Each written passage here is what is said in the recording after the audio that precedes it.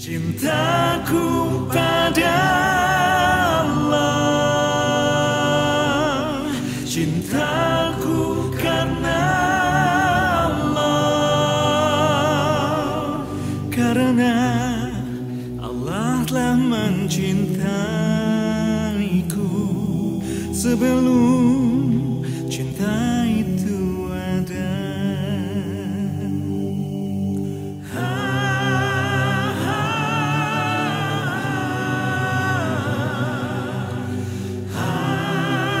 Assalamualaikum warahmatullahi wabarakatuh.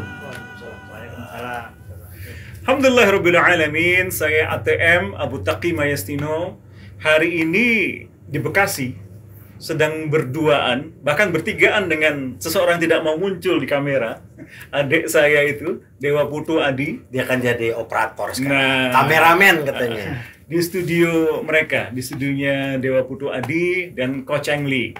Lalu tadi pagi ya, Safrol ngabarin ke saya, mengabari bahwa Ustadz ingin ketemu di Jakarta, nggak ngomong-ngomong kalau di Jakarta ya kan, terus ingin ketemu nih, ya udah datang aja.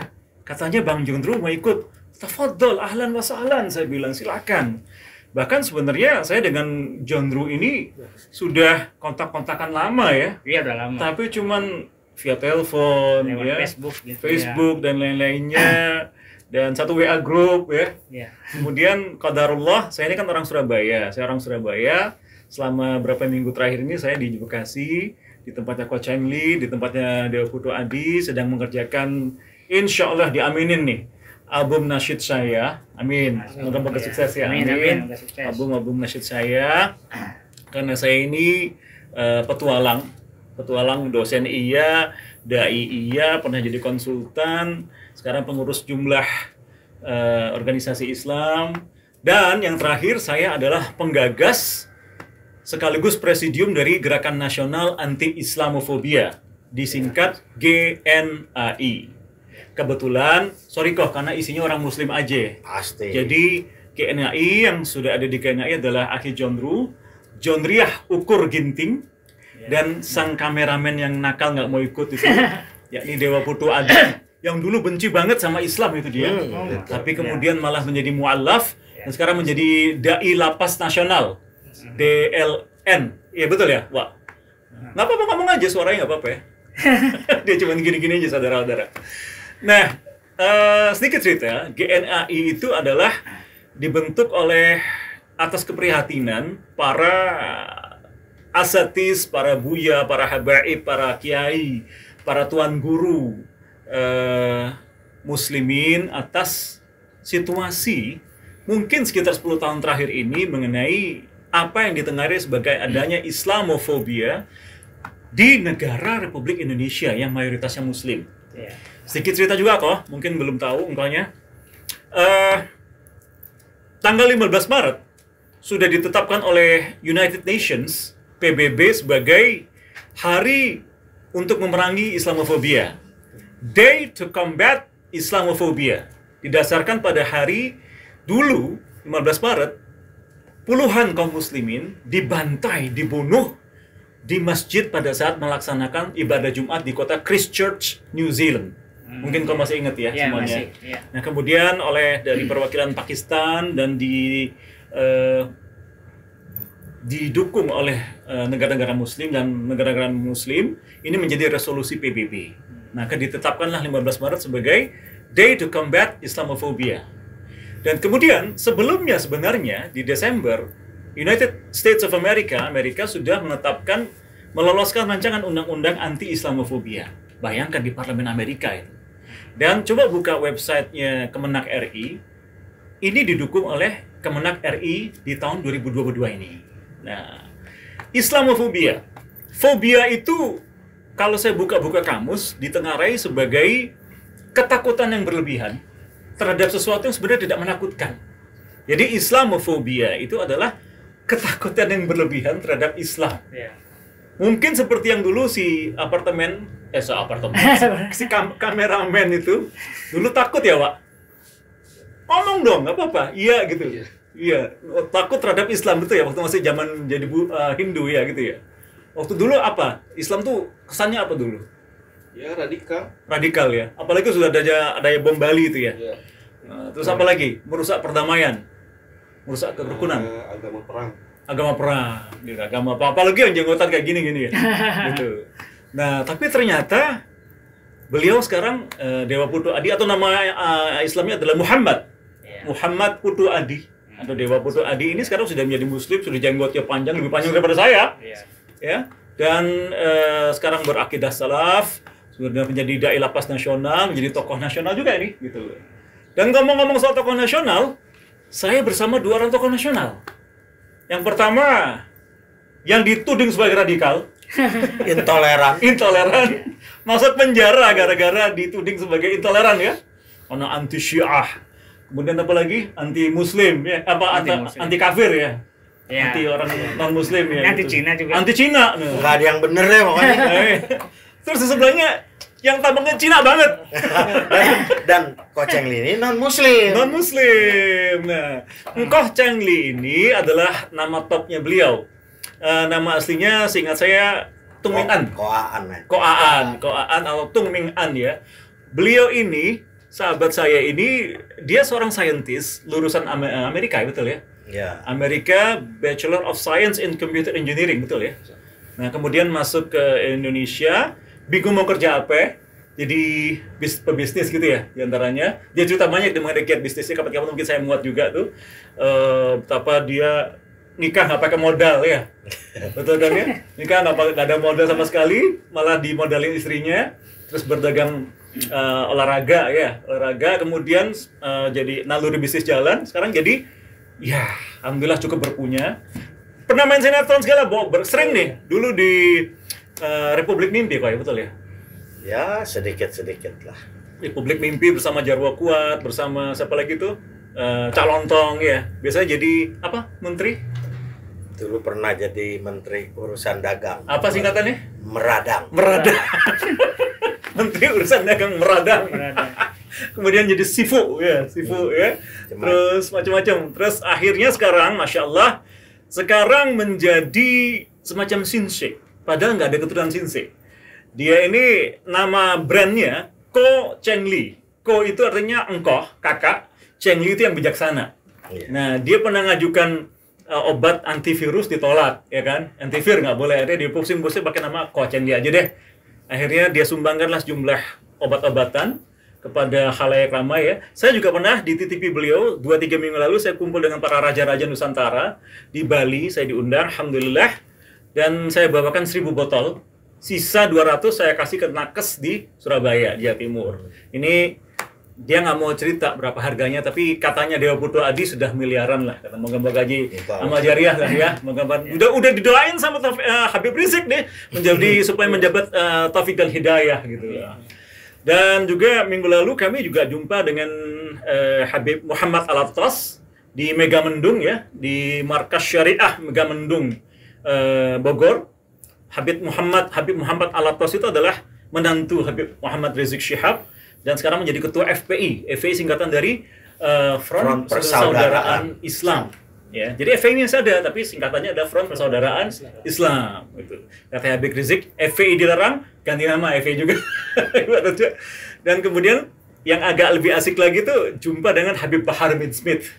Yang di tempat persembunyiannya. Bukan persembunyian karena kriminal, tapi karena diudak-udak sama fansnya banyak. Iya, sama santrinya lah. Jadi begitu beliau ini keluar dari tahanan, banyak kali yang ngejar-ngejar beliau, yang ngefans lah, pengen ketemu. Akhirnya beliau memenjilkan diri, qadarullah, beliau memanggil Dewa Putu Adi, dan dia mengajak saya dan Mang Refli Harun dan Ko Cheng Li semuanya jumpa ke sana. Sangar nggak orangnya? Sangar nggak? Jujur aja apa? Biasa aja, orangnya baik. Baik ya. Nggak ada mau bunuh-bunuh engkau gitu. Wah. Kalau sama yang jahat iya. Nggak kan, itu si Habib Bahar kan katanya anti Cina, anti Islam, anti Kristen segala macam. Enggak lah, itu kan cuma omongan orang yang nggak suka dia aja. Engkau di sana? Biasa, malah bercanda-bercanda. Kasih makan lagi. Bebek, kasih bebek. Iya. terus malah minum 1 gelas segala macamnya gitu. Bener. Nah, ada lagi yang dituding radikal nih. Ini terus terang, ini konten ini tidak direncanakan ya. Wallah enggak ada. Ini saya enggak rencana sama sekali. Teman dia ada studio nganggur, ngapain masa mau bazirkan. Ini nih, beliau juga ya kalau menurut saya pribadi ya, beliau, maaf ya, ini pendapat saya pribadi, tidak salah. Tapi toh di framing supaya beliau ini terkesan sebagai yang anti Kristen, ya, anti non-Muslim deh, anti Pancasila, radikal, jenggotnya panjang, anti Syiah segala macamnya. Dan akhirnya masuk juga beliau di Cipinang ya. Iya. Kalau Habib Bahar di mana? Di terakhir? Gunung Sindur. Katanya Habib Bahar tuh kalau yang paling level security paling tinggi tuh di Nusa Kambangan. Nomor 2-nya baru Gunung Sindur. Oh iya, Gunung Sindur ya, ketat itu. Itu. Dan ini bocoran juga sih, kata beliau sendiri. Alhamdulillah, justru keberadaan beliau di sana itu bisa menyatukan. Dan malah banyak napi ngaji di sana. Ngaji, dan malah yang muslim dan non-muslim jadi rukun ya. Bahkan beliau juga ikut juga memperjuangkan hak-hak kaum non-muslim supaya mendapatkan hak-hak lebih banyak lah, ya, hak ibadah dan lain-lainnya gitu. Betul nggak kok? Gitu ya? Bener. Gitu. Dan akhirnya nggak ada serem-seremnya ya? Cuma bener enggaknya engkau kan nggak di Gunung Sindur. Nah iya, yang tahu yang mana di Gunung Sindur tuh kameramen tuh. Yang tahu Gunung Sindur. Nah, itu katanya. Ini sekali katanya. Dan enough about Habib Bahar. Sekarang tentang Akhi Jondriah Ukur Ginting. Jondru. Alhamdulillah. Jenggo. Jondru. Saya itu zaman dulu itu saya menganggap wah Jondriah ini terkenal. Terus dia pernah curhat. Bang, saya ini memang benar terkenal. Tapi sebenarnya saya ini orang sederhana gitu. Nggak punya uang. Boleh cerita dikit deh kehidupan ya, kan memang, kecil. Ya. Kehidupan dari kecil, sama apa suka duka kehidupan, sehingga menjadi seorang influencer. Kalau saya bilang influencer dulu ini. Influencer bu. Kalau buzzer tuh mungkin konotasi jelek ya, tapi kalau ini influencer. Ya, karena pengikutnya banyak. Sebenarnya gini, mungkin masalah buzzer. Buzzer sebenarnya konotasi jelek itu baru-baru ini aja. Dulu saya pernah jadi buzzer, tapi buzzer bukan buzzer politik ya, tapi buzzer ini bisnis. Beriklan untuk perusahaan-perusahaan tertentu kayak Telkomsel apa segala macam pernah gitu. Itu buzzer juga, tapi dulu itu buzzer itu konotasinya belum negatif gitu loh. Gitu. Nah, itu ya. Nah, jadi kalau masalah tadi masalah apa namanya? Jadi saya itu berasal dari keluarga yang sebetulnya keluarga saya itu keluarga orang susah, bukan orang miskin. Jadi bapak saya PNS dengan gaji yang sangat pas-pasan gitu kan. Ibu saya dari rumah tangga. Kemudian karena mungkin kurang mampu, kakak-kakak saya semuanya tuh disekolahkan hanya sampai SMA, SLTA lah. Kemudian saya satu-satunya anak yang anak bungsu ya dari 7 bersaudara yang disekolahkan sampai perguruan tinggi, gitu, sampai perguruan tinggi. Kemudian kenapa kok hanya antum? Karena saya laki-laki satu-satunya. Oh, laki-laki satunya bungsu pula dan orang Batak pula itu. Dalam budaya Batak itu harganya mahal banget itu. Karena meneruskan marga. Iya. Sama sama orang Cina ya? Iya, kayak gitu. Dan dari kecil cita-cita saya ingin jadi penulis terkenal. Tapi nggak kesampaian gitu. Kesampaian? Maksudnya penulis terkenal kayak misalnya Asma Nadia kayak gitu loh. Itu kan maksudnya dikenal sebagai penulis gitu loh. Nah, antum kan dikenal sebagai penulis followernya banyak. Kan enggak gitu loh. Yang di dunia penulisan, yang diakui sebagai penulis itu yang menerbitkan banyak buku dan bukunya bestseller. Oke. Nah, itu loh. Oke. Kalau saya itu bukan penulis dari segi definisi itu, tapi menulis. Itu beda. Nah, gitu loh. Cuma nanti kalau ini ditonton video saya ngaku penulis, banyak protes, Pak. Oke. Kayak gitu loh. Nah, seperti itu. Nah, jadi akhirnya gagal, tapi kemudian ketika saya pernah 7 tahun jadi karyawan. Kemudian tahun 2007 saya memutuskan untuk resign dan jadi ya berbisnis. Nah, ketika saya bisnis namanya kita mulai usaha, tentu kita belajar mengenai marketing, personal branding, apa segala macam saya pelajari. Dulu kuliah di mana? Undip. Jurusan akuntansi. Nah, loh, akuntansi ya? Iya. Bukan jurnalistik ya? Bukan. Padahal biasanya orang akuntansi itu kan pendiam gitu. Di belakang meja, ya, tapi malah bisa itu ya. Tapi saya selama kuliah dulu ini aktif di Pers Kampus karena memang cita-cita jadi penulis. Pers Kampus. Kemudian ternyata setelah saya menjalani bisnis itu kayaknya kok semua teori-teori segala macam saya terapkan kok nggak ada yang berhasil gitu, nggak ada yang berhasil. Akhirnya saya sempat stres, ya bisa dikatakan hampir menyerah gitu ya. Nah itu tahun 2012 saya waktu pikir semua teori-teori ini segala macam semuanya gagal saya terapkan, udah lupain itu semua. Saya mau sekarang, dulu kan namanya kita bangun personal branding kan agak jaim kan, kita nggak boleh ngomong politik takut dibilang memihak mana gitu segala macam. Itu saya hindari semua gitu loh. Kemudian akhirnya sejak tahun 2012 saya mencoba nggak mau mengikuti semua teori-teori itu, maka mulai saat itulah saya mulai rajin ngomong politik lagi gitu. 2012 waktu itu yang menjadi pemicu saya aktif ngomong politik itu kasusnya itu ya, Presiden PKS yang Ustadz Lutfi ya, Lutfi ya, nah, ini difitnah soal sapi itu ya, katanya kan PKS partai korupsi sapi ya gitu kan. Iya, ada kayak gitu. Terus saya melihat di kasus itu banyak kejanggalan, lalu saya mulai bersuara. Nah di situ saya lihat dulu saya ngomong sebelumnya saya rajin bahas kiat-kiat menulis, motivasi, bisnis segala macam, jumlah follower saya itu namanya lambat banget gitu.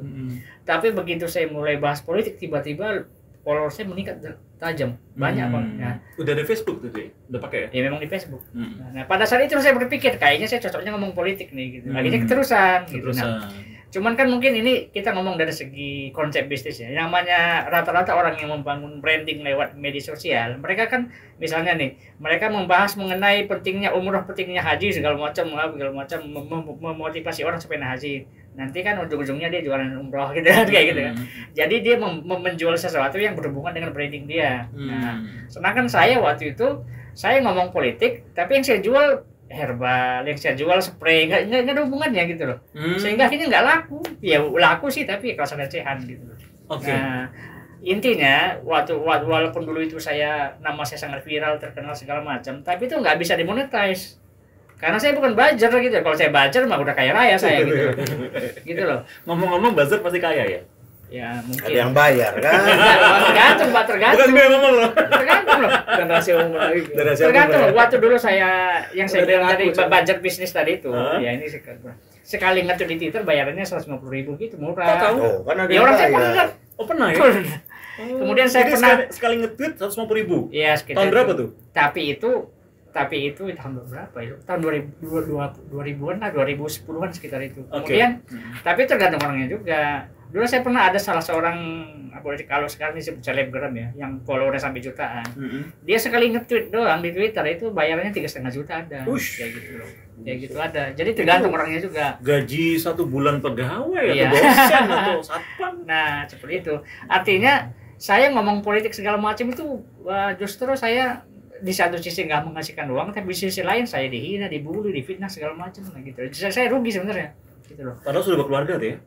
Iya, dan karena saya terlalu antum angkatan berapa dulu kuliahnya? Masuknya tahun 91. 91, oke. Keluarnya tahun 98, jadi agak lama. Nah, jadi saya waktu itu udah keluarga ya, tapi terkenal tapi nggak punya uang.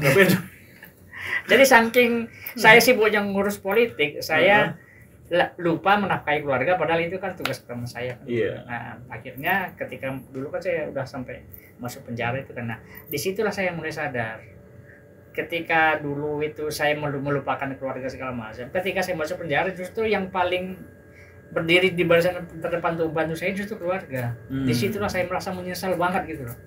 Selama ini saya itu sudah melupakan keluarga, saya sudah menjolimi mereka gitu. Nah, akhirnya setelah saya bebas, saya berjanji saya nanti akan lebih fokus untuk berjuang untuk keluarga saya. Kayak gitu. Ngomong-ngomong tadi masuk penjara. Boleh tahu nggak sih jelasnya mengapa? Karena saya sebagai salah seorang fans beliau ya, di antara mungkin jutaan kali fans saya itu nggak jelas. Dulu malah saya tadi sempat nyeletuk tuh ngobrol sebelumnya. Kan dulu masuk penjara karena Ahok kan? Iya, itu kata orang bukan. Ternyata bukan. Yang kasus Ahok tuh belum kenal. Kasus Ahok tuh Buniani, bukan saya. Buniani. Ya. Nah, kenalan kami juga. Jadi saya itu sebetulnya saya ngomong ini berdasarkan pengakuan dari Muanas Al-Aidid, orang yang lapor ke polisi. Oke. Ya.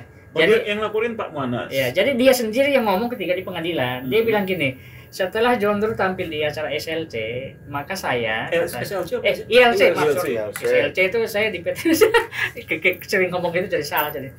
ILC ya. Nah, ketika John Doe tampil di acara itu, lalu saya pun mencari posting dia dari mulai Mei sampai Agustus 2017. Jadi rentang 3 bulan. Antum tampil di ILC tahun 2017. Acara apa itu? Topiknya Saracen.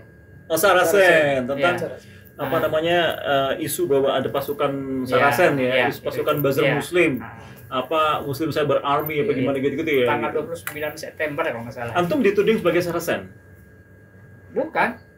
Saya tuh nggak pernah dituding sebagai itu, enggak. Tapi kenapa antum tampil di ILC? ILC? Ya namanya kan saya kan sebagai orang yang selama ini rajin bersuara di medsos, followernya banyak. Iya kayak gitu loh. Ya maksudnya bukan karena saya dituding Saracen, bukan. Gitu. Oke, lanjut. Yang dituding Saracen waktu itu ada namanya Jasriyadi, itu beda lagi orangnya. Oke. Gitu. Nah, kemudian jadi si Mones itu bilang ya dia mencari posting-posting terbaru saya, ketemu 10, lalu diseleksi lagi, akhirnya ketemu 4, dan 4 itu yang dibawa ke polisi. 4 itu posting pertama mengenai Syiah, posting kedua mengenai Syiah, posting ketiga mengenai Islam bukan agama teroris, posting keempat mengenai Indonesia belum bebas dari penjajahan ekonomi oleh negara-negara asing. Gitu.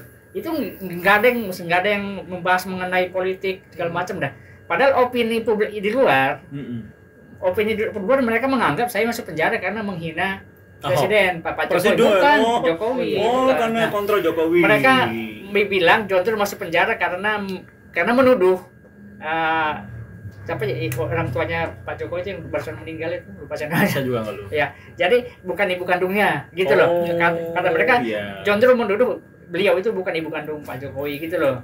Nah, menurut orang-orang persepsi publik seperti itu, padahal bukan. Padahal antum tidak melakukan itu. Gimana? Padahal maksudnya ini bukan masalah melakukan atau tidak, tapi tuduhan terhadap saya aslinya bukan itu, gitu loh. Baik. Di pengadilan kayak gitu loh. Jadi waktu di ILC itu kalau nonton ya, ada mungkin rekamannya masih itu di YouTube membahas tentang Saracen. Terus kebetulan di situ lawan politiknya ya dengan menuduh bahwa ada postingan seperti itu menghina Jokowi, ternyata tapi tidak betul gitu kan, atau ya di situ ada kepolisian segala macam ya seperti gitu. Terus lanjut ya seperti itu. Jadi intinya kemudian ketika sidang pun sebetulnya tim saya itu menang maksudnya ya tuduhan terhadap saya sama sekali tidak terbukti sebenarnya. Saya nggak terbukti, dan itu ada buktinya, namanya saya berani ngomong ini ke pengadilan itu kan ada catatan semua kan. Baik. Nggak mungkin saya salah ngomong gitu. Nah, tidak terbukti. Kemudian ini salah satu pertanyaan hakim waktu itu kepada saksi ahli yang tampil di sidang. Hakim nanya gini, menurut Anda apa sih definisi ujaran kebencian? Karena saya kan tuduhannya ujaran kebencian. Nah, ada 2 orang yang ditanya, 2 orang memberikan jawaban yang sama. Ujaran kebencian adalah ketika kita melakukan sesuatu lalu orang lain tidak suka dan memusuhi kita. Itu katanya definisi ujaran kebencian untuk mereka. Lalu saya debat definisi itu. Saya bilang kalau definisinya seperti itu berarti para nabi semuanya melakukan ujaran kebencian gitu. Saya bilang, ya kan? Berarti definisi Anda terlalu dangkal, saya bilang gitu. Nah, kemudian pengacara saya berkata, tuduhan ujaran kebencian itu tidak bisa diterapkan kepada orang yang menyuarakan berdasarkan keyakinannya. Jadi misalnya gini, saya yakin bahwa miras itu haram, maka saya membuat gerakan anti miras. Lalu misalnya orang-orang pabrik miras benci sama saya. Nah, hal seperti itu tidak bisa dituduh ujaran kebencian karena saya bersuara berdasarkan keyakinan. Nah, gitu loh. Begitu. Nah, dalam posting saya kan saya menyebut Syiah itu agama bukan Islam kan. Itu saya mengatakan itu ya berdasarkan keyakinan saya seperti itu. Dan ada fatwa beberapa ulama mengatakan begitu. Dan bahkan ketika sidang saya itu dihadirkan 2 orang ahli Syiah gitu. Siapa itu? Waktu itu yang satu Pak Ustadz Ali, siapa? Atian Ali. Bukan, yang udah tua dan sekarang meninggal, tua banget. Ketika astagfirullah, Ali Samsudin itu siapa gitu. Iya, dari LPPI apa. Nah, kemudian satu lagi Ustadz yang juga ada di grup kita. Siapa? Atian Ali. Ramadan siapa namanya? Saya sih lupa. Fadilah. Bukan. Ada Ramadannya namanya. Oke. Jadi Pak Ramadan ini beliau membawa disertasi beliau mengenai Syiah. Kemudian Pak Ustadz Ali tadi ini beliau membawa buku-buku mengenai Syiah yang ditulis oleh orang Syiah sendiri. Jadi ini dijamin asli gitu loh. Sebab kalau yang nulis saya misalnya itu kan mungkin dibilang itu ngarang-ngarang bohong segala macam mungkin ya. Ini yang nulis orang Syiah sendiri. Beliau peneliti LPPI itu. Ya kayak gitu loh. Nah, jadi saya ketika sidang itu merasa sidang saya itu seperti kuliah 1 semester mengenai Syiah. Saya makin tahu mengenai Syiah jadinya gitu loh. Justru ya. Iya. Saya akhirnya makin tahu mengenai Syiah deh. Jadi sidang saya itu boleh dikatakan sekitar 60-70% itu ngomongin Syiah. Dan orang luar nggak ngerti itu. Itu direkam nggak ya? Ada rekamannya nggak? Ada. Nah kemudian tahu nggak ketika saya dipindah dari apa? Jadi gini Pak ceritanya. Dulu ketika saya masih dulu ya, pernah ada sebuah katakanlah orang dari mereka tuh memproduksi kaos dakwah. Mereka ngasih saya kaos yang judulnya tuh ada rangkaian kata yang halus tapi huruf-hurufnya itu ada S, Y, I, A, H itu dibikin huruf kuning sehingga kalau dibaca itu Syiah gitu. Jadi si S-nya itu nggak salah pokoknya orang-orang yang membenci sahabat dan istri Rasulullah kira-kira kayak gitulah. Tapi ada kata-kata yang ditonjolkan kalau dibaca Syiah gitu. Nah, ketika saya dipindah dari Polda ke Cipinang itu kaos itu saya pakai sengaja. Memang udah saya rencanakan sejak lama. Itu kode dari saya sebenarnya, supaya orang tahu bahwa ini loh kasus yang sebenarnya gitu loh. Tapi ternyata sayangnya nggak ada orang yang nggak ada yang bahas itu. Kayak gitu loh. Saya jadi ingat teman saya nih, si Ahmad Dhani Prasetyo. Kebetulan saya tuh jadi ikut viral gara-gara mendampingi dia di itu kalau nggak salah gara-gara Ahok tuh. Dia di pengadilan pakai tulisan ini kaosnya tahanan politik. Iya. Lucu tuh sih. Oke lanjut. Ya jadi memang sih saya sempat searching di Google ada memang media tertentu bukan media kalau nggak salah orang nge-tweet gitu. Ini saya salah fokus lihat kaosnya Jontur tapi cuma satu orang itu aja yang lain nggak ada yang ngeh. Padahal itu isyarat ya. Padahal isyarat saya kenapa? Karena ketika kita masih proses politik kan kita nggak boleh bicara, pokoknya benar-benar terkekang gitu kan. Jadi saya itu hanya bisa menyampaikan hal-hal yang saya inginkan itu melalui kode-kode gitu loh. Nah, kaos waktu itu antum tidak punya PR atau apa gitu ya di media massa? Pengacara ya. Pengacara aja kan. Jadi dan itu pengacaranya biasanya kayak gitu kan pro bono ya. Artinya mereka tidak menarik bayaran dari antum. Ya enggak. Antum nggak bisa bayar juga kan? Nggak bisa bayar. Jadi kan saya kok sebetulnya pengacara itu ini ngomong pengacara. Pengacara itu ada 3 macam. Satu pengacara yang baru belajar. Pengacara yang baru belajar itu baru cari-cari pengalaman. Mereka tuh justru gratis juga nggak masalah. Yang penting dapat pengalaman. Ya, dapat nama. Ya itu pengacara gitu. Baru. Kemudian ada namanya pengacara yang memang cari uang. Apapun dilakukan demi uang gitu. Itu pengacara yang nggak benar. Pengacara ketiga pengacara idealis. Kalau nggak salah pengacara itu salah satunya Pak Abdullah Al-Qatiri. Iya betul. Pak Abdullah Al-Qatiri ya teman kami semua. Iya. Dan Pak Abdullah Al-Qatiri ini juga salah satu penggagas dari GNAI. Jadi Gerakan Nasional Anti Islamofobia itu pada dasarnya dulu pemikiran dari Pak Abdullah Al-Qatiri, kemudian Ahmad Dhani Prasetyo Dewa 19, sahabat saya dari SMA, teman main band saya dulu, saya vokalisnya, dan saya lah kira-kira. Tapi ini tidak perlu ditonjolkan karena pada kenyataannya ada 9 orang presidium dan ini adalah gabungan dari hampir semua unsur umat Islam mulai dari orang-orang tokoh-tokoh dari Muhammadiyah, NU, Al-Irsyad, Persis, Dewan Dakwah, Hidayatullah, Matlaul Anwar, IKADI, semuanya sampai salaf, komunitas salafi semuanya ada rukun gitu loh. Dan nggak ada yang serem ya. Iya. Oke lanjut, Pak Abdullah Qatiri berarti salah satu pengacara antum dan Pak Abdullah Qatiri juga temannya Ko Cheng Li, temannya Dewa juga gitu loh. Tuh, ini tidak ada yang kebetulan bagi Allah, ternyata dipertemukan semua nih. Gitu. Kalau ada orang Jawa bilang seng bener jejer. Orang yang benar akan berjumpa berdampingan frekuensinya. Kok tuh loh. Ya. Betul. Ya. Oke lanjut terus. Terus apa lagi ya? Jadi pengacara ada 3. Ya itu tadi yang pengacara idealis. Nah, alhamdulillah saya ketemu pengacara yang orangnya rata-rata itu idealis dan sampai sekarang saya dengan hubungan saya dengan mereka sudah seperti saudara. Karena dan saya tahu sendiri ya Pak Abdullah Al-Qatiri dan teman-temannya dari Ikatan Advokat Muslim Indonesia setiap kali membela ada tokoh-tokoh Islam atau Muslim manapun yang sedang dalam keadaan susah, mereka tidak meminta bayaran. Itu saya tahu pasti gitu. Tapi kalau transportasi ya bantulah gitu kan. Oke, terus apa lagi ya? Kemudian antum masuk penjara. Padahal harusnya logikanya antum iya, karena di persidangan kita menang sebenarnya. Ya cuman ini tetap divonis. Berapa bulan tuh? 1 tahun 6 bulan. Atas tuduhan yang mana? Ya tuduhan itu tadi. Kan ada 4 nih. Jadi ya intinya kalau bahasa awamnya gitu, ujaran kebencian terhadap Syiah, ujaran kebencian terhadap Cina dan terhadap Cina, non muslim kafir. Terhadap Cina Tionghoa dan kafir. Kan Itu sebelah Cina. Ya. Jadi apa ke salah satu posting saya Antum benci nggak sih sama dia? Ngapain benci? Cuman framing media. Iya, jadi kan salah satu posting saya punya gini, Indonesia belum bebas dari penjajahan asing dan asing. Namanya asing itu kan identik dengan Cina. Ini Aan. Koceng Li. Bukan asing ya. Aseng teman saya. Teman main badminton. Nah, memang sih kadang-kadang kata-kata itu kan membahayakan. Iya. Tapi kenyataannya dari tadi Koceng Li ini non muslim. Dari tadi bercanda terus sama John Ru.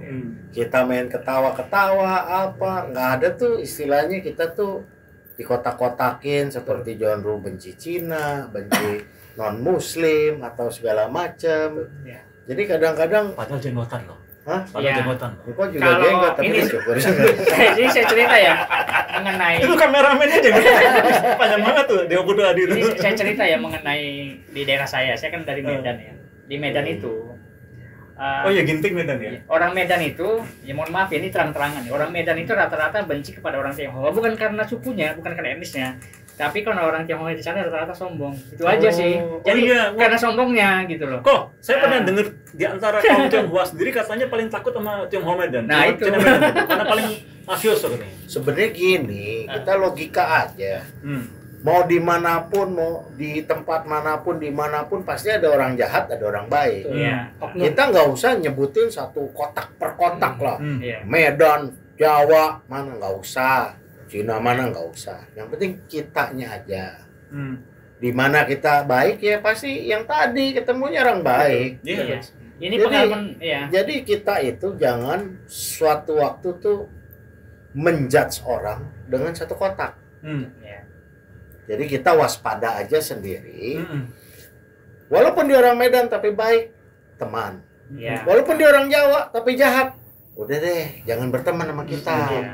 Jadi seperti itu akhirnya kata-kata inilah yang akhirnya menjerumuskan John Ru ini dia dianggap sebagai pembenci orang Tionghoa. Cina, Iya. pembenci agama lain, gitu loh. Jadi sebenarnya kata-kata itu berbahaya. Hmm. Tapi kalau sepanjang Koceng Li bilang kita jadi orang baik aja, Hmm. pasti kita juga ketemunya orang baik. Iya. Iya. Coba kalau kok orang jahat, temu John Ru orang jahat, kita bukannya bercanda ngobrol ketawa-ketawa, Hmm. berantem kita. Mantap. Jadi di situ aja. Palak-palakan kali ya. Jadi Atau saling intinya memanfaatkan. Iya, intinya kita sebangsa, Ya. satu tanah air, ya kan? Kita bijaksana aja. Iya. Hmm. Itu yang paling penting. Kalau hidup itu kan pilihan, segala macam terserah lah. Seperti itu. Nah, Iya. Ginting, jadi Ginting. John Ru. John Ru Ginting. Iya. Ginting kan pemain badminton ya. Kalau John Ru Dia kenal belum. nggak sih sama Ginting pemain itu? Pemain Atau badminton.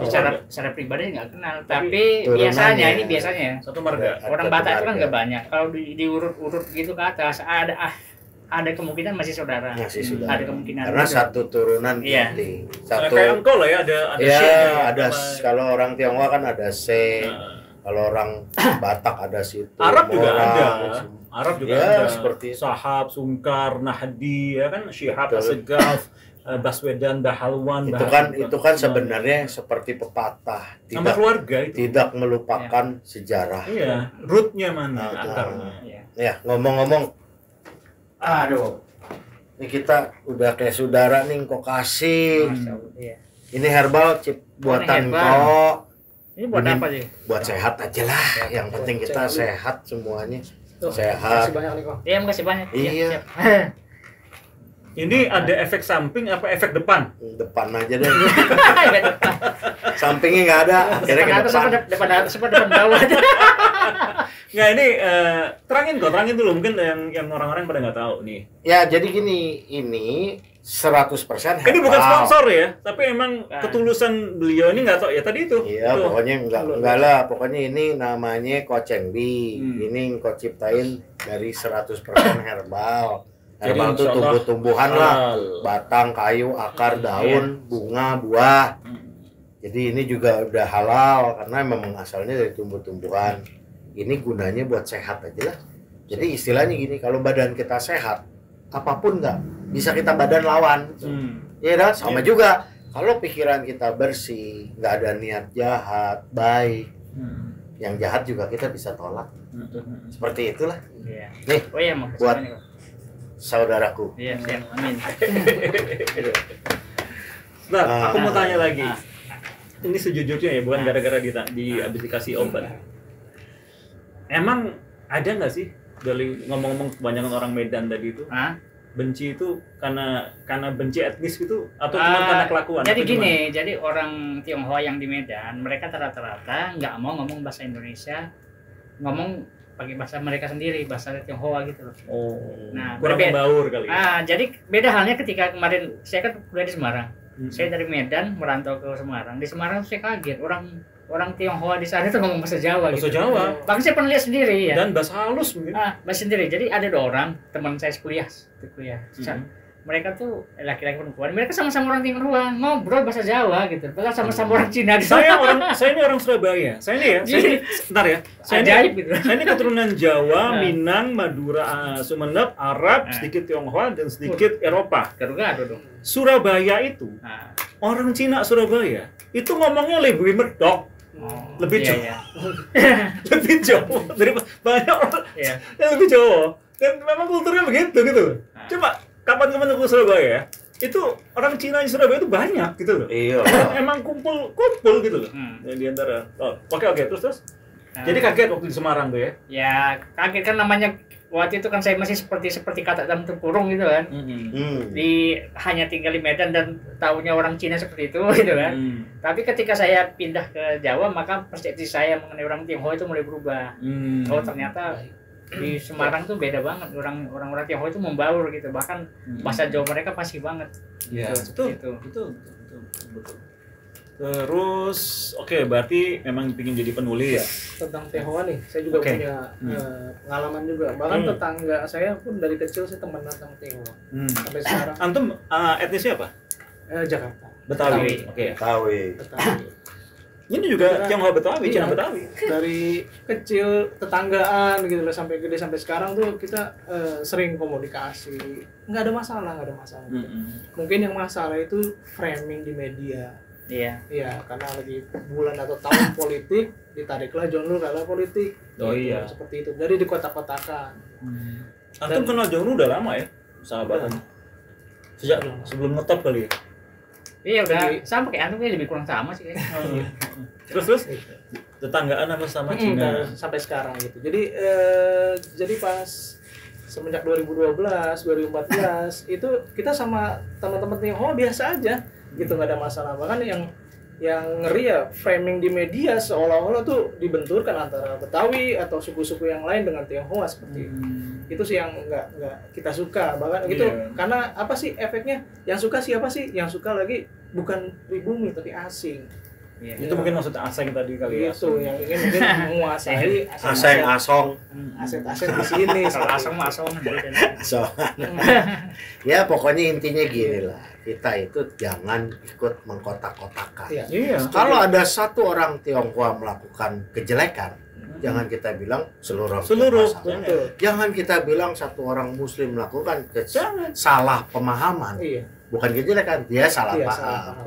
Jangan kita bilang seluruh orang Muslim begitu. Betul. Seperti kata Bang Refli, akhirnya misalnya seperti ini, korban kita nih di balik kamera nih, orang Bali nih. Dulu benci banget sama orang Bali ya Pak ya? Islam. Sama orang Islam ya? Nyelutuk aja nggak apa gitu. Kenapa Pak? Karena Islam tuh di framingnya seperti itu. Bom Bali. Nongol bentar dong sini.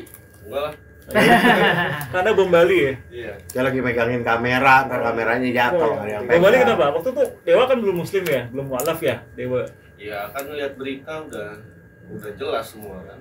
Pelakunya Islam, sorbanan, baju koko, celana cingkrang, jenggotan gitu. Jadi memang sekarang dia yang seperti itu. Coba pemirsa bisa lihat tuh yang sekarang itu dia pakai peci, jenggotnya panjang banget, pakai gamis ya kan? Iya. Aneh aja kalah ya. Aku aja pakai sarung. Nah sekarang ini menurut saya, jadi ini alasan yang sangat masuk akal sebenarnya. Kan namanya ini tentang Islamofobia nih, Islamofobia. Namanya penjahat, mereka nggak mungkin dong menunjukkan jati dirinya kan. Pasti ingin jangan sampai orang tahu saya penjahat kan gitu kan. Nah, jadi kalau misalnya ada orang teroris, kemudian disebutkan ciri-ciri teroris itu jenggotan, pakai baju koko segala macam. Apa ada orang yang berani pakai baju seperti itu? Nggak akan ada. Iya, kenapa? Karena ya namanya teroris kan. Jadi kalau ketika disebutkan ciri-ciri teroris berjenggot segala macam, itu kan konyol. Kenapa? Karena penjahat yang asli nggak mungkin menunjukkan jati dirinya gitu loh. Ini loh saya teroris gitu, kan konyol gitu loh, ya nggak? Kan gitu. Saya juga sering heran kalau nonton film barat dulu ya, dari dulu sampai identikannya begitu. Nah itu dia kenapa identik dengan teroris segala macam bangsa Arab atau mungkin ciri-ciri Islam seperti itu. Karena gitu kita itu jangan lihat framing, makanya sama identik pakai jenggot, pakai gamis, identiknya teroris, identik mata sipit segala macam, identiknya kafir. Jadi itu yang kita salah pemikiran.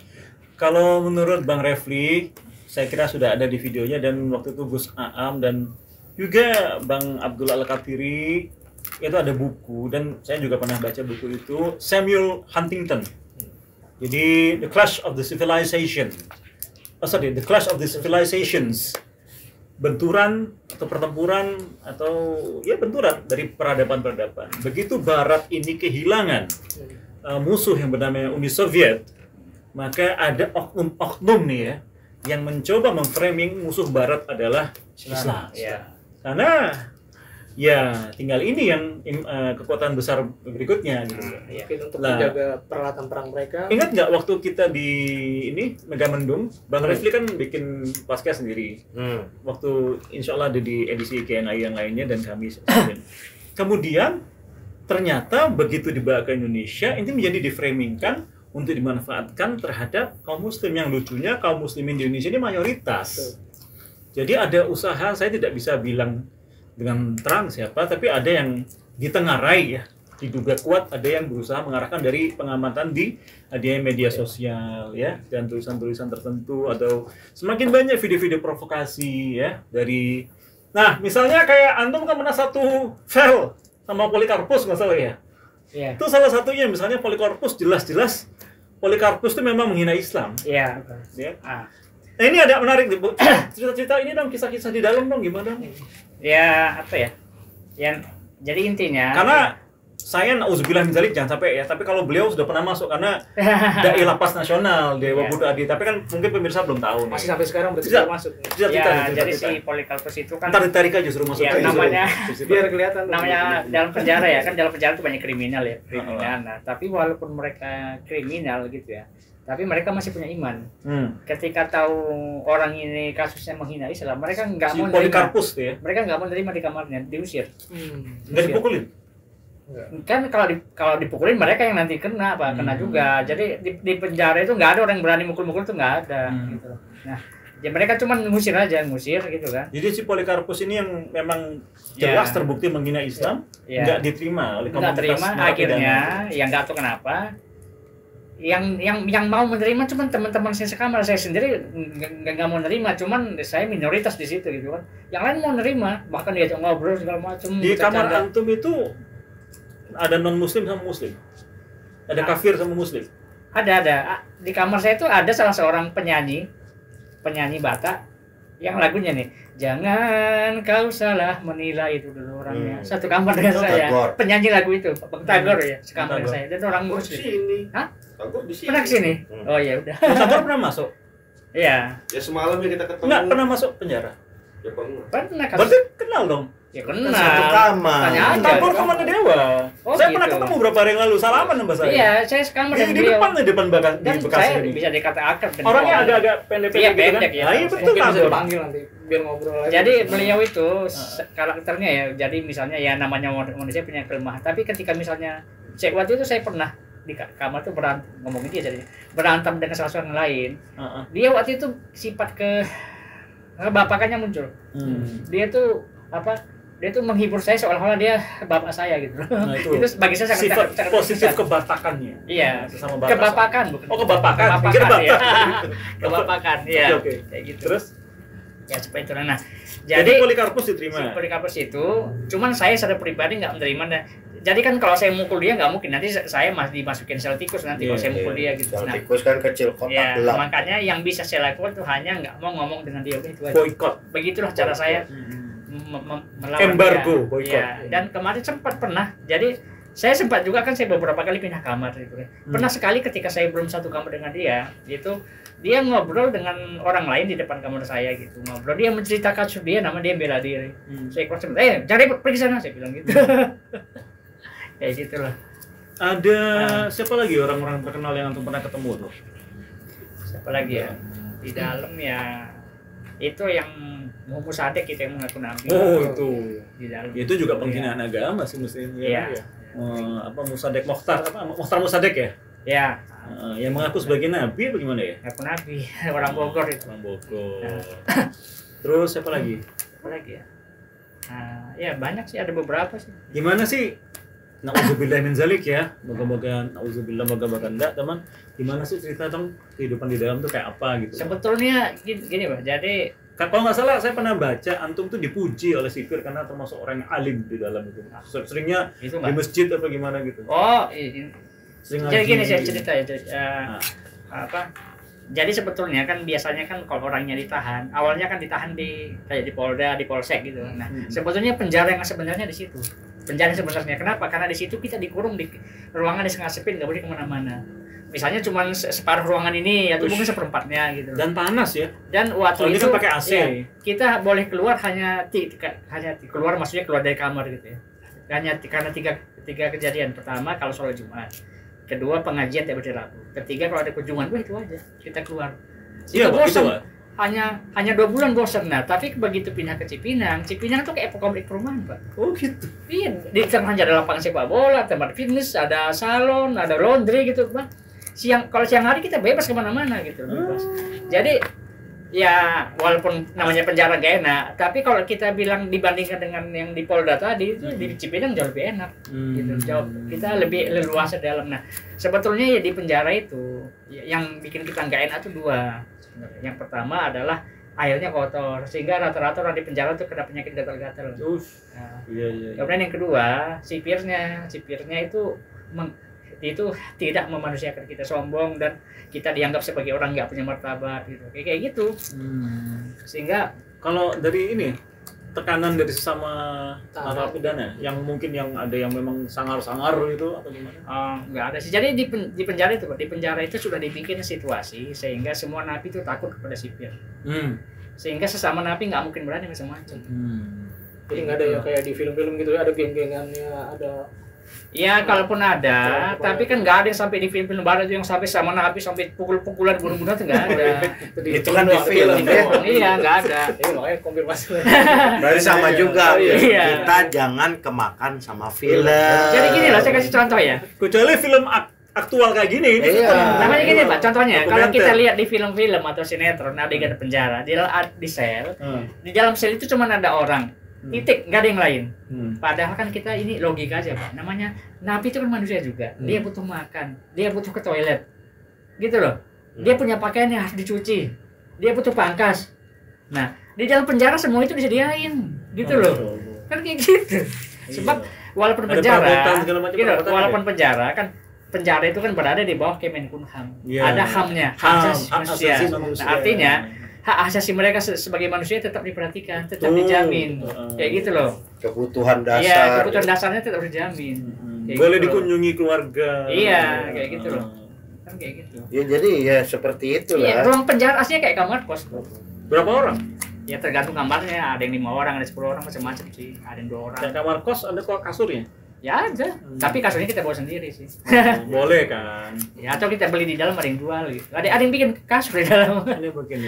Bikin kasur dijual. Terus saya dengar kalau di dalam kan juga diajari keterampilan begitu ya. Itu gini, Pak, itu adalah pilihan. Ada orang yang mau ikut itu, ada yang enggak gitu. Itu sih. Jadi kan di dalam tuh kita bebas mau ngapain. Ini buat napi. Hah? Ini meja ini. Serius? Ini buat napi. Ini. Iya. Drum meja nih. Iya, jadi intinya kahon. Iya. Buat napi. Iya. Dewa dapat dari Lapas Majene. Oh. Iya. Oh, Dewa dikasih hadiah ini. Iya. Masya Allah. Ya jadi intinya. Pak, cerita dikit mana? Dewa kan dewa lapas nasional. Oh iya. Jadi intinya dalam penjara itu kita bebas mau ngapain, kita mau di dalam tuh cuman makan tidur aja boleh, kita mau ibadah aja boleh, terserah kita semua. Oke. Ya udah, kita ditutup aja soalnya udah waktunya sholat nih.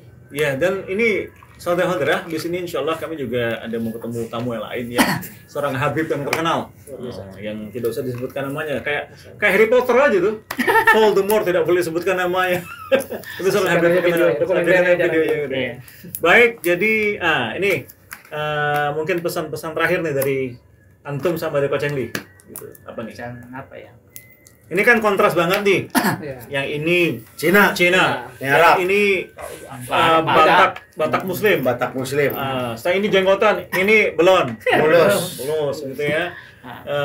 Coba ini sesama anak bangsa NKRI nih. Ya, coba. Siapa dulu nih? Terserah. Saya dulu. Kita kan ini jujur ya, ngomong ini nggak ada skrip loh. Iya. Ngobrol aja nih. Apa ya? Jadi kan sebetulnya dari dulu kan masyarakat Indonesia itu kan akur sebenarnya.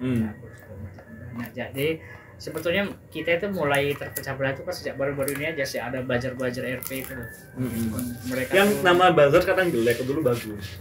Ya, makanya kalau antum kan lu buzzer juga ya? Enggak gini. Oh, buzzer RP maksudnya? Bukan, buzzer RP itu. Sebenarnya ini kan masalah persepsi. Persepsi kan. Nah, jadi ya dan persepsi itu sekarang mau diubah susah. Orang sekarang persepsi bahwa buzzer itu seperti itu, padahal aslinya sih enggak. Tidak semuanya dikasih nama influencer sekarang. Enggak, itu beda Pak influencer. Beda aja ya? Ini saya cerita dikit tentang bawasan. Buzzer itu adalah orang yang dia itu nulis atau memposting sesuai perintah letter plex. Gitu loh, itu buzzer. Itu buzzer. Pokoknya kamu seperti kalimat-kalimatnya kalaupun beda-beda dikit. Kalau influencer, silahkan nulis sesukamu. Yang penting ada panduannya. Ada nanti di tulisannya harus ada ini, harus ada itu. Pokoknya bebas terserah. Itu bedanya buzzer influencer. Jadi influencer itu lebih berkelas.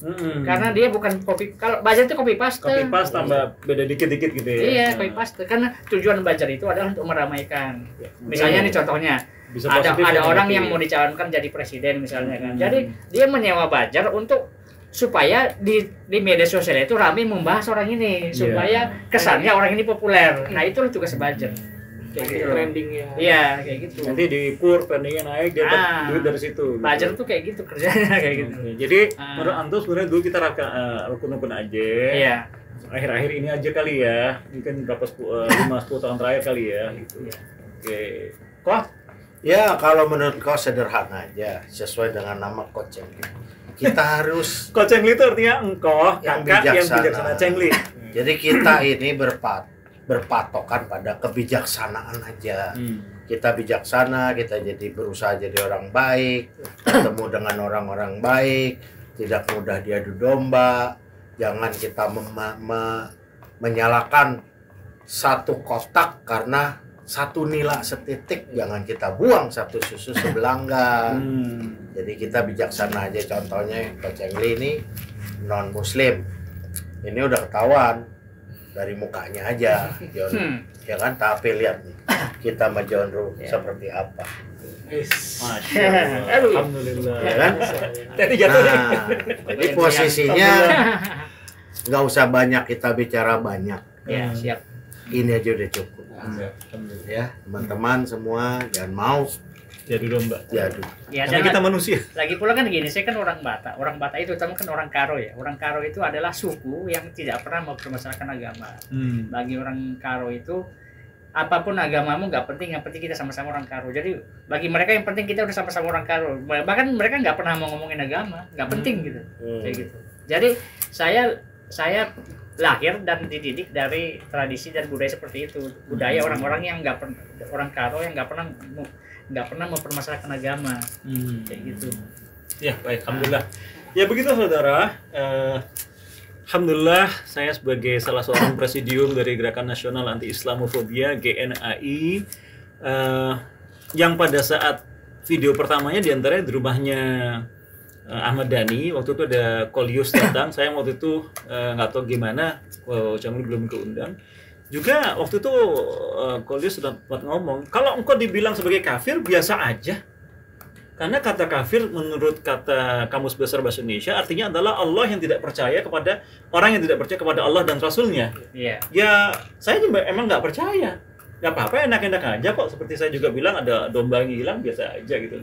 Saya kira masalah-masalah seperti ini kemudian dibombastiskan, dihiperbolakan, dijadikan masalah dan kebodohan. Yeah. Itu utamanya adalah kebodohan dari kita semua atau orang-orang awam ini yang perlu kita lawan. Tahu saya kafir itu berasal dari kata yang artinya tertutup, sama ya, seperti cover buku. Karena begitu cover itu kan untuk menutup. Betul. Nah, begitu banyak kata dalam bahasa Arab itu diterjemahkan kepada bahasa Inggris. Yeah. Ingat dulu pusat ilmu pengetahuan itu memang di bangsa Arab, di Baghdad, di Spanyol ya. Yeah. Sehingga kata serapan contoh nol itu dalam bahasa Inggris itu nil ya. Kemudian juga kata chemistry berasal dari kata alkimia. Alkimia dari kata alkimia. Misalnya contohnya itu.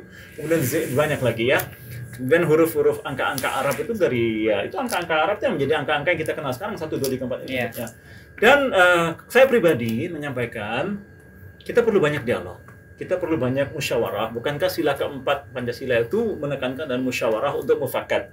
Dan musyawarah untuk mufakat itu saya ini dosen dan saya punya sertifikat sebagai pemerasan Pancasila, kebinekaan, undang-undang. Saya pernah paparkan mengenai musyawarah mufakat itu adalah cara dari 4 khulafaur rasyidin Abu Bakar, Umar, Utsman dan Ali radhiyallahu anhum dipilih. Musyawarah mufakat. Itu mereka khalifah. Itu khalifah itu bukan sesuatu yang menakutkan, itu presiden zaman dulu. Sampai detik ini hukum Islam itu mengatakan kalau ada kaum non-muslim atau yang kafir tadi itu berada di suatu wilayah muslim, itu wajib dilindungi. Selama mereka tidak memerangi. Kalau memerangi kita perang gitu aja. Dan ketuhanan yang Maha Esa jelas bagi kami muslim adalah ketuhanan Maha Esa adalah tauhid. Dan dalam Islam ada 124.000 nabi dan rasul. Hadisnya jelas dari hadis riwayat Ahmad dan Tirmizi, minimal derajat hasan sahih sejak awal zaman. Di dalam kami ada ya semua nama-nama nabi itu, mulai Yesus semuanya itu ada, Isa semuanya itu. Jadi kita perlu dialog lah. Dan ingat, kami yakin negara ini sangat-sangat kaya. Isu-isu semua ini tujuannya itu sebenarnya untuk mengkacau balaukan Indonesia ini. Yeah. Ujung-ujungnya ya mungkin UUD deh. Ujung-ujungnya duit kali ya. Yeah. Yang untuk nanti kalau ada apa-apa ya menjadi tidak stabil dan ada orang-orang yang tidak bertanggung jawab, yang pihak ketiga, pihak keempat, keberapa yang kotor hatinya mengambil keuntungan gitu loh. Maka benar seperti ini, bangsa ini apa Betawi. Kalau saya campuran macam-macam nih ya. Ini Batak Karo, asli Karo. Nah, ini Cina Betawi. Semuanya orang Indonesia. WNI, agamanya macam-macam. Dan ternyata Engkau Cheng Li bergaul banyak dengan kaum muslimin, tidak merasa tidak pernah ada halangan, Enggak ada. Sudah jumpa dengan Habib Rizik, habis semuanya ya kemana-mana. Saya kira itu saudara-saudara, akhi, jazakallah khairan, semoga Allah membalaskan kebaikan. Terima kasih akhi semuanya. Dan Ko Cheng Li, thank you, ini semoga beliau didoain loh sama Habib Rizik loh, mendapatkan taufik hidayah. Kita semua saling berdoa dan juga mendoakan beliau semuanya supaya Indonesia makin baik dan aman dan tentram gitu aja. Saya kira itu, terima kasih. Jazakumullahu khairan katsiran. Assalamualaikum warahmatullahi wabarakatuh. Waalaikumsalam. Allah telah mencintai